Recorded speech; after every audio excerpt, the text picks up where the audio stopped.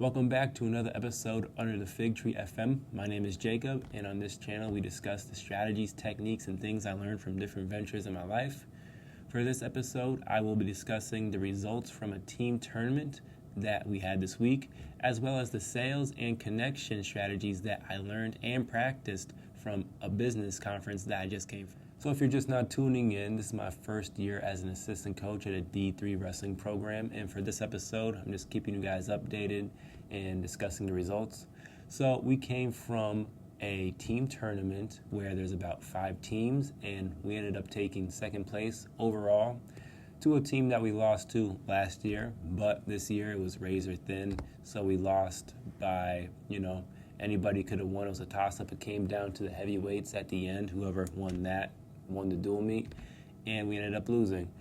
But to be honest, I couldn't be any more happy with how that week went. And I know I said that about 2 weeks ago, and then the next week after that, basically I couldn't be more disappointed because everybody besides 2 people on our team got pinned and went to their back. So I'm saying it again, couldn't be more happy. Everybody was fighting, and the energy was just spectacular that night. So it probably might have had something to do with being a home match, a home duel, but everybody's energy was up. Might have been too up because everybody was loud, yelling, and we tried to control it as much as we could, but it was just that close of a match that we kind of needed that energy to keep us going.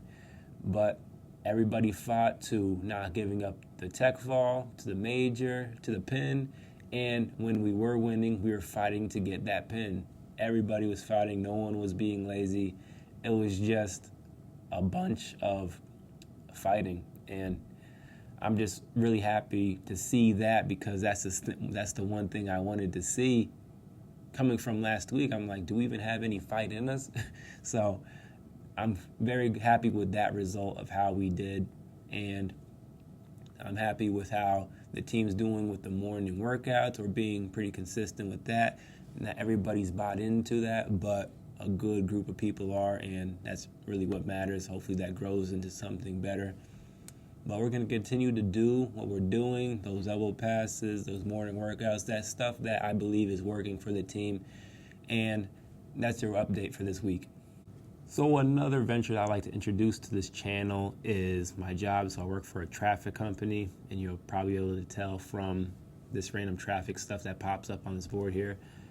And it's a service as well as sales-based traffic company. So I work for the sales and marketing department.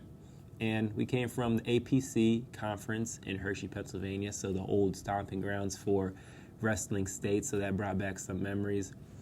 And it's my second convention related to traffic that I went to. So I went to one in Mexico City, Intertraffic, and now this one, APC.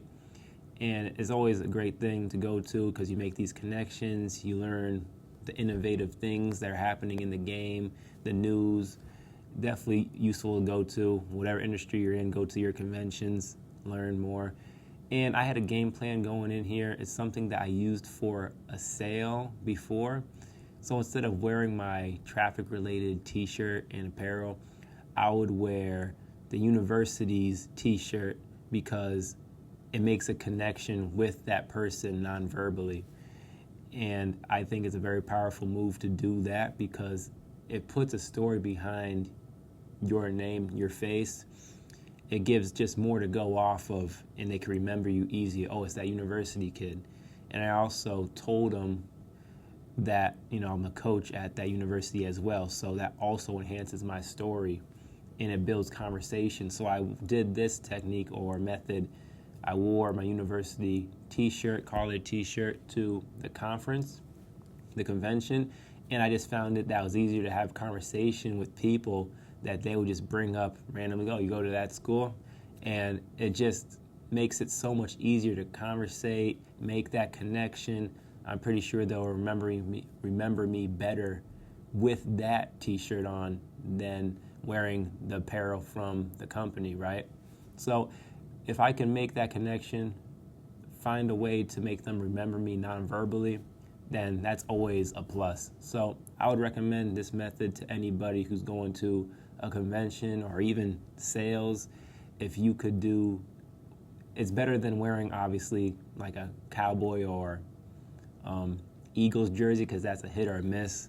But if you know what team they like, that might be good too. But I think that this one is a little better. It's the safer route. And the only reason it worked probably is because we're in Pennsylvania. It's a Pennsylvania school, so it might not work as well, definitely in Mexico City wearing university t-shirt. But it's definitely a method that I found useful, and next time I go, I might have to do it again. So something I learned from this seminar is that they have these conferences, and there's a speaker. It was important for me to ask some questions to her, and if she had the answers for me, I could better understand what I should do next in my department of work. And I asked these questions. She did not have the answers for me, unfortunately, but she was kind enough to write down on the back of the card that I gave her what the questions were. And that got me thinking. I'm like, oh, that's very good that she did that. Not only that she wrote down the questions on the card, but she marked it up. So I was like, from going to 2 conferences already, or conventions, I realized when I get home that if I don't have a mark or something on that card, I kind of forget what that connection meant to me.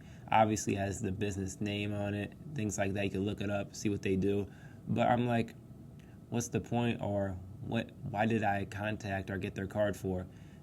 When you mark someone's card up, you have like 50 cards in your bag from all these cards you've been taking from people.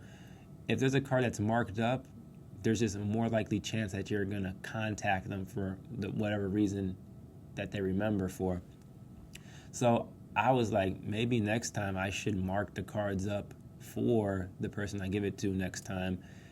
Make it different, make it look different from the print, obviously. So it's like, oh, this is like important. This person marked this card up. There's a call to action on it. So that got me thinking. I'm like, next time I should just mark up these cards when I make a connection and I have an action for them to do.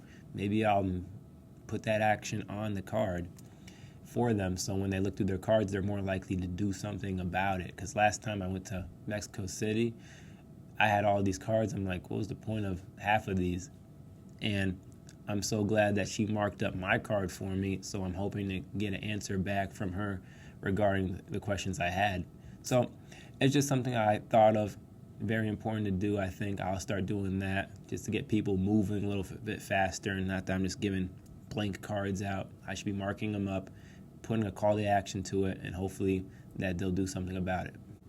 Well, that's it for this episode of Under the Fig Tree FM. If you got some value out of that, you can like, subscribe. I'll continue to keep you guys posted on my coaching venture as well as my career and traffic related things. Bye for now, and by the grace of God, do your job. Thank you. Bye-bye.